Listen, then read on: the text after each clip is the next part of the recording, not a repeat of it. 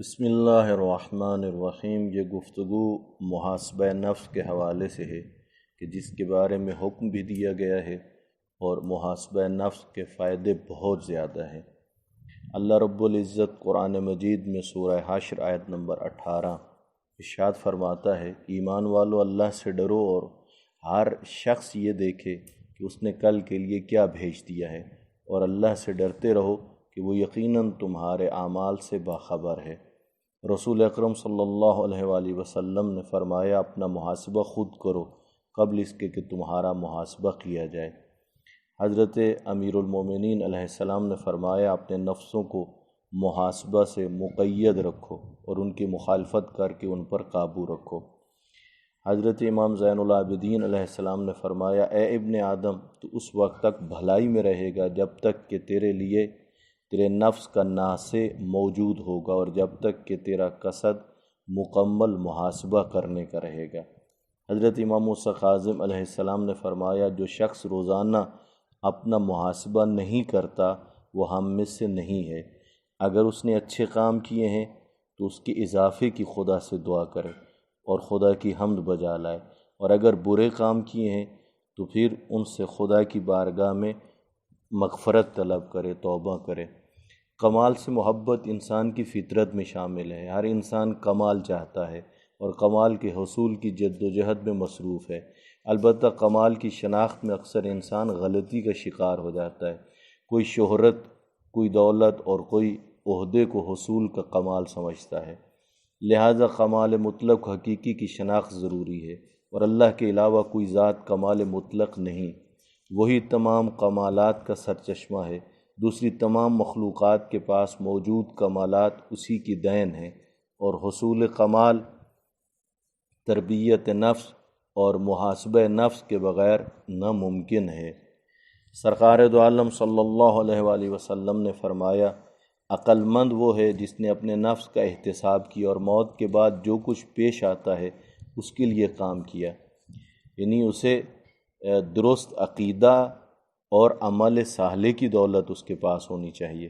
حضرت امام حسن علیہ السلام نے فرمایا، کوئی شخص تقوی اختیار نہیں کر سکتا جب تک وہ اپنے نفس کا شدید احتساب نہ کرے، محاسبہ نہ کر لے۔ جب تک سرکار دو عالم صلی اللہ علیہ وآلہ وسلم نے فرمایا، انسان اس وقت تک متقین سے نہیں ہوگا جب تک کہ وہ اپنا ایک شریک کے دوسرے شریک سے بھی زیادہ سخت محاسبہ نہیں کرے گا۔ بس اسے معلوم ہونا چاہیے کہ اس کا کھانا کہاں سے آیا ہے، اس کا پینا کہاں سے آیا ہے، اس کا لباس کہاں سے ہے، آیا حلال سے ہے یا حرام سے ہے۔ سورہ جمعہ میں خدا فرماتا ہے، آپ کہہ دیجئے کہ تم جس موت سے فرار کر رہے ہو وہ خود تم سے ملاقات کرنے والی ہے، اس کے بعد تم اس کی بارگاہ میں پلٹائے جاؤ گے جو حاضر و غائب سب کا جاننے والا ہے، اور وہ تمہیں باخبر کرے گا کہ تم دار دنیا میں کیا کر رہے تھے۔ سورہ زلزال میں خدا فرماتا ہے، اس روز سارے انسان گروہ در گروہ قبروں سے نکلیں گے تاکہ اپنے اعمال کو دیکھ سکیں۔ پھر جس شخص نے ذرہ برابر نیکی کی ہے وہ اسے دیکھے گا، اور جس نے ذرہ برابر برائی کی ہے وہ اسے دیکھے گا۔ مولا امیر المومنین علیہ السلام فرماتے ہیں، جو شخص اپنے نفس کا محاسبہ کرے وہ اپنے عیوب سے واقف ہو جائے گا اور اپنے گناہوں کا احاطہ کرے گا، گناہوں سے بیزاری اختیار کرے گا اور عیوب کی اصلاح کر لے گا۔ اس لیے انسان جب رات بستر پر سوئے تو اسے بہترین موقع ہے اس وقت، ویسے تو ہر وقت انسان محاسبہ نفس کرنا چاہیے، بہرحال وہ ایک بہترین موقع ہے۔ اس وقت سوچے، حقوق اللہ کو سوچے، حقوق العباد کو سوچے، میں پورے کر رہا ہوں یا نہیں کر رہا۔ ایک مرد جس کے والدین بھی ہوں، بیوی بچے، بہن بھائی، ہمسائے، ساس سسر، تو اسے ہر حوالے سے خیال رکھنا چاہیے، کسی ایک طرف نہیں ہونا چاہیے، جتنا جس کا حق بنتا ہے ادا کرنا چاہیے۔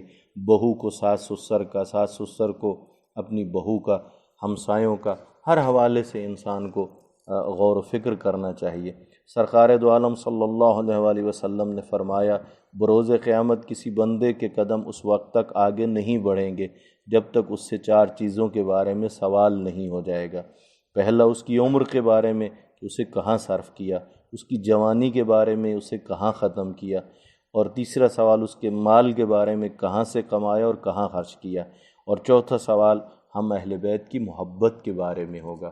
اس لیے اس دنیا میں محبت اہل بیت کا جوہر اپنے اندر پیدا کرنا چاہیے، ولایت اہل بیت کا نور اپنے اندر پیدا کرنا چاہیے، اور اس سلسلے میں خدا سے دعا بھی مانگنی چاہیے کہ خداوند عالم یہ اپنی عظیم نعمتیں ہمیشہ باقی رکھے ہمارے لیے، اور جن کے پاس یہ نعمتیں نہیں ہیں وہ دعا مانگے کہ خدا انہیں یہ نعمتیں نصیب فرمائے۔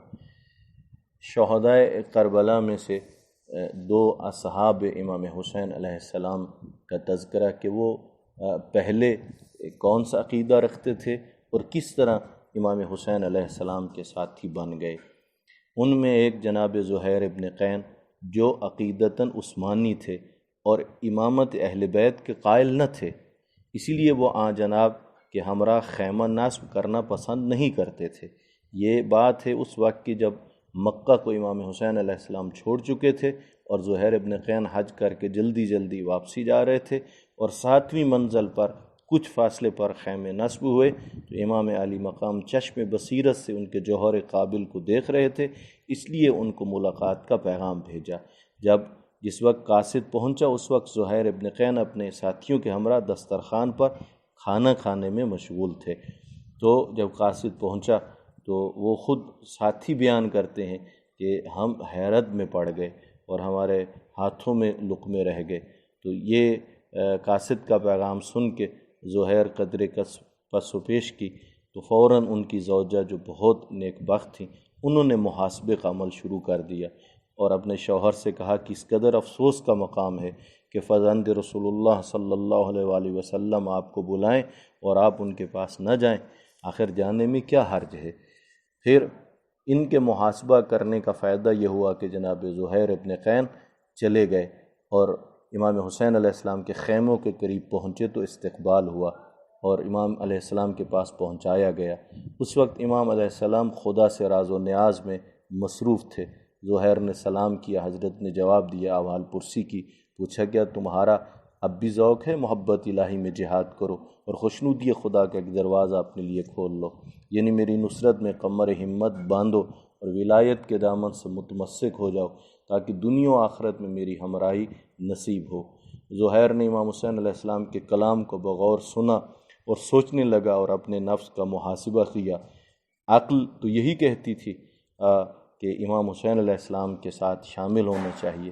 اللہ کی رحمت شامل حال ہوئی اور ہمیشہ کی سعادت جناب زہیر ابن قین کو نصیب ہو گئی۔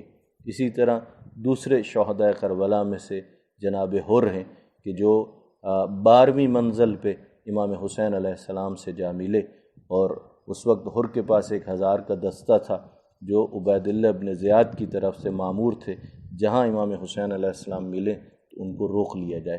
یہ دوپہر کا وقت تھا، نماز کا وقت تھا، ابھی آپس میں گفتگو شروع نہیں ہوئی تھی کہ امام علیہ السلام نے پوچھا حر تیرا کیا ارادہ ہے نماز کے حوالے سے، تم اپنے ساتھیوں کے ساتھ علیحدہ ادا کرو گے؟ تو حر نے کہا نہیں مولا، ہم آپ کی اقتداء میں نماز ادا کریں گے۔ نماز ظہر و عصر تمام ہوئی، امام نے ایک مختصر خطبہ بھی دیا۔ پھر امام جب یہاں سے چلنے لگے تو اس وقت حر نے آ کے امام حسین علیہ السلام کا راستہ روک لیا۔ امام نے فرمایا تیری ماں تیرے ماتم میں بیٹھے، تو کیا چاہتا ہے؟ تو اس وقت حر نے امام حسین علیہ السلام کو کہا اگر آپ کے علاوہ اور کوئی بھی شخص یہ کلمہ مجھے کہتا تو میں بھی ضرور اسے ویسا ہی جواب دیتا، مگر آپ کی والدہ گرامی کا بجز خیر و خوبی کے تذکرہ نہیں کیا جا سکتا۔ یعنی حر کے دل میں بہت بڑا احترام تھا بنت رسول اللہ صلی اللہ علیہ وآلہ وسلم کا۔ امام نے فرمایا آخر تو کیا چاہتا ہے؟ حر نے جواب دیا کہ میں آپ کو امیر عبید اللہ ابن زیاد کے پاس لے جاؤں۔ امام علیہ السلام نے فرمایا خدا کی قسم میں تیری مطابعت نہیں کروں گا۔ حر نے کہا بخدا میں بھی آپ کو ہرگز نہیں چھوڑوں گا۔ اور یوں گفتگو ہوتی رہی، ایک طرف یہ گفتگو، لیکن عاشور کی صبح جب امام حسین علیہ السلام نے خطبہ دیا اور پھر حر دیکھ بھی رہا تھا مسلسل کہ کس طرح لشکر اکٹھے ہو رہے ہیں اور ان کا کیا ارادہ ہے، اور ادھر دل میں جو احترام تھا امام حسین علیہ السلام کا اور خانوادہ پیغمبر کا، اس سے سوچتا رہا اور اپنے نفس کا محاسبہ کرتا رہا، اور بالآخر امام حسین علیہ السلام کے خطبے کا یہ اثر ہوا کہ اپنے ایک ساتھی کو حر کہنے لگا بخدا میں اپنے آپ کو جنت و جہنم کے درمیان پا رہا ہوں، خدا کی قسم میں جنت پر کسی بھی چیز کو مقدم نہیں سمجھ سکتا، چاہے میرے ٹکڑے ٹکڑے کر دیے جائیں اور مجھے جلا بھی دیا جائے۔ پھر کیا ہوا کہ حر اس محاسبے کے نتیجے میں ادھر چل پڑا جدھر وہ ہستی ہیں جن کے بارے میں پیغمبر نے فرمایا تھا الحسن والحسین سید شباب اہل الجنہ۔ اور جاتے وقت سر پر ہاتھ رکھ کر کہتا جاتا تھا یا اللہ میں تیری بارگاہ میں رجوع ہوتا ہوں، تیری بارگاہ میں توبہ کرتا ہوں اور تو میری توبہ کو قبول فرما، کیونکہ میں نے تیرے اولیاء اور تیرے نبی کی اولاد کے دلوں کو خوف زدہ کیا ہے۔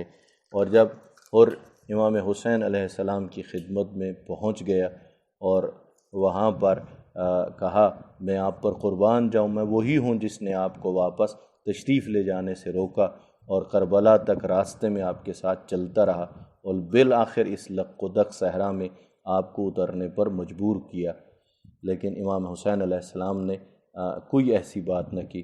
اور حر نے کہا کہ میں خدا کی قسم مجھے اس بات کا علم ہوتا کہ یہ لوگ ایسا کریں گے تو میں کبھی یہ طرز اختیار نہ کرتا، بہرحال اب میں بارگاہ عزدی میں توبہ کرتا ہوں۔ اور پھر پوچھا مولا حسین سے مولا کیا میری توبہ قبول ہے؟ تو وہ ہستی کہ جس کا عالم ملکوت سے رابطہ ہے، امام علیہ السلام نے فرمایا نعم یتوب اللہ علیک، ہاں حر خدا تمہاری توبہ قبول فرمائے گا۔ خدا بند عالم سے دعا ہے کہ محمد و آل محمد علیہ السلام کے صدقے ہم سب کو اپنے نفس کا محاسبہ کرنے کی توفیق عطا فرمائے۔ اللہم صلی علی محمد